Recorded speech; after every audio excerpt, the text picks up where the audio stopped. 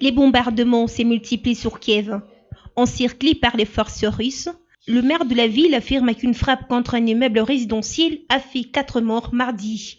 Invités à se mettre à l'abri, les habitants de la capitale ukrainienne ont tout juste eu le temps de faire quelques provisions avant le couvre-feu décrété jusqu'à jeudi matin. À Mariupol, autre ville assiégée où la situation humanitaire est quasi désespérée, un couloir humanitaire a enfin pu être mis en place.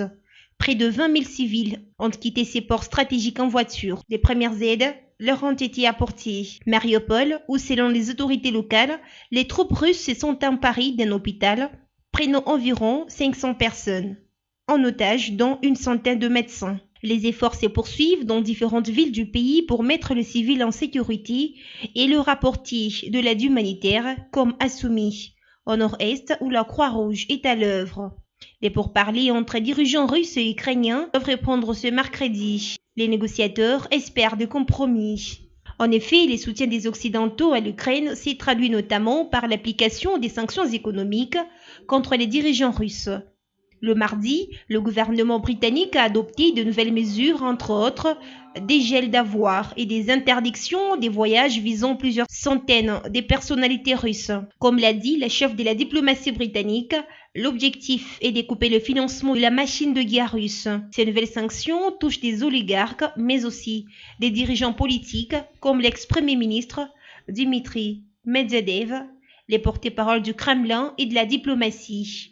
De son côté, l'Union européenne a adopté un 4e paquet de sanctions contre Moscou. Parmi les mesures, il y a l'interdiction de l'importation des biens essentiels dans les secteurs du fer et de l'acier.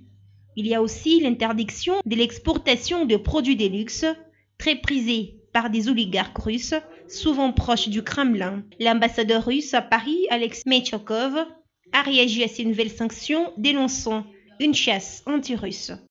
Aujourd'hui, des familles, des proches, des gens plus éloignés, des cousins germains, des connaissances, voire des inconnus sont traqués. À mon avis, 600 personnes supplémentaires ont été ajoutées à cette liste des sanctions européennes. Les autorités russes ont décidé d'appliquer le principe de réciprocité. Autrement dit, des contre-sanctions ont été adoptées visant des personnalités occidentales, dont le président américain et son chef de la diplomatie ou encore le patron de la CIA. Par ailleurs, la Russie, qui était menacée d'être exclue du Conseil de l'Europe, a pris les devants en se retirant de cette organisation. Le Conseil de l'Europe est la principale organisation de défense de l'homme sur les continents européens. La Russie en était membre depuis 1996.